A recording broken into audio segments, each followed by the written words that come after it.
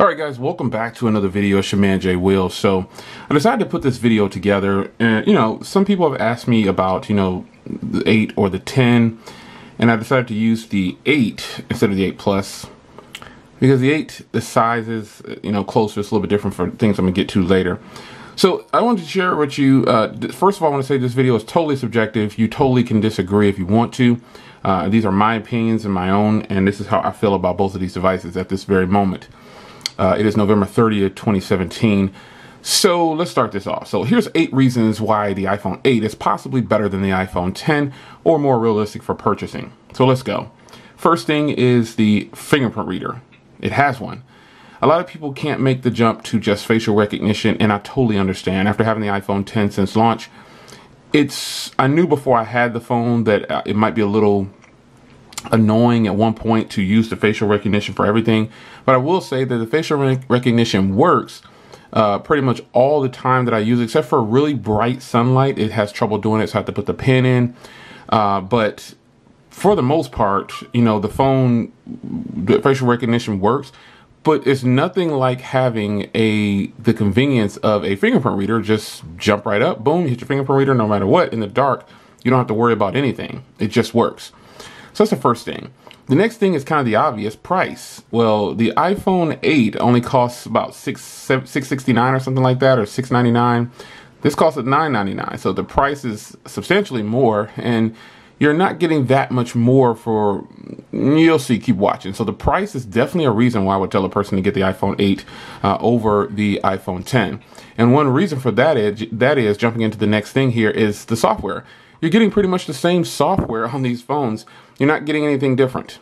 The same experience will come. Now, iPhone 10 does have like an emojis and a few little tweaks here and there, but it's still the same software. And it's like that with nearly every iPhone that can be updated to iOS 11. So that's that. Also, the next thing a reason why I would tell a person to probably grab the iPhone 8 over the iPhone 10 is pretty much you're getting the same cameras almost. You do have the dual setup here, and you do have some extra features on the cameras, but this phone can also shoot in 4K at 60 frames per second. It can pretty much shoot most of the things, and you can still get good footage, some great footage from the iPhone 8's rear camera. And I think in my experience, the iPhone 8's front camera might even be a little bit better than the iPhone 10. The iPhone 10 has a horrible front camera for some reason. So when I say the same cameras, I mean, you're pretty much getting great quality from both. You don't need a telephoto lens. It's kind of a bonus to have. You have to ask yourself, is that extra $300 or $350 or whatever you're going to spend worth it just to move up from these cameras? These phones both have the same memory option, which is 64 or 256 gigs. So that's a wash. But one other reason why I think it might be a little bit better to grab this one is not dealing with the gestures. Now on here, you have to use gestures for everything. I mean, it is such a downer sometimes.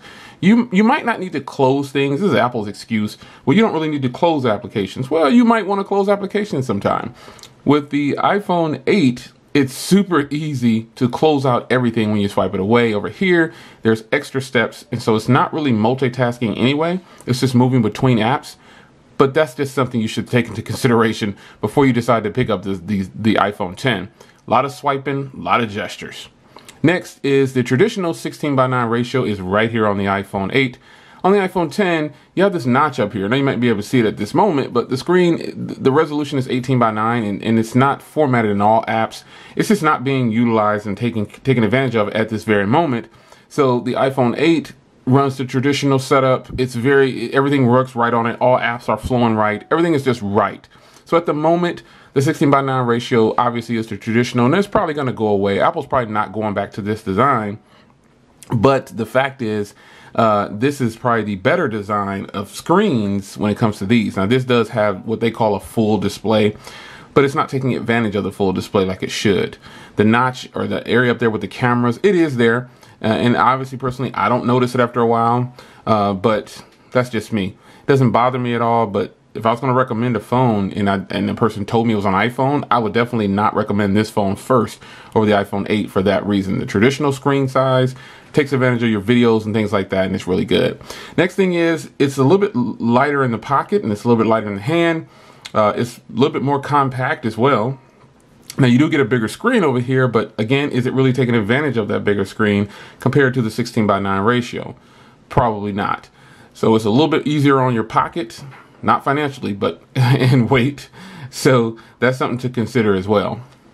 And this next, I had a few more things. I could just roll them together though.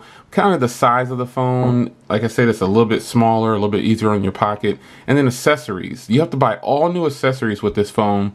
And you have to buy accessories for fast charging. You have to buy, now you don't have to buy them, but they're charging for them and it's totally not fair. A fast charger should come in the box. That's a dead horse, and that dead horse is on the side of the road bleeding. But accessories for this phone are all the same. I can buy cases for the iPhone 7 and they will fit this. Screen protectors for the iPhone 7, they will fit this. You see what I mean? iPhone 6, all those 6S, they all have the same screen setup, so all my accessories will fit this phone. And I've tried nearly all of them and it works, especially my battery packs. That's a huge plus. So there's a couple of reasons, eight reasons why I think the iPhone 8 might be the better fit for a lot of people. It's your man Jay Will. I'll see you in the next video. Leave a comment down below and let me know what your 8 reasons are. Take care.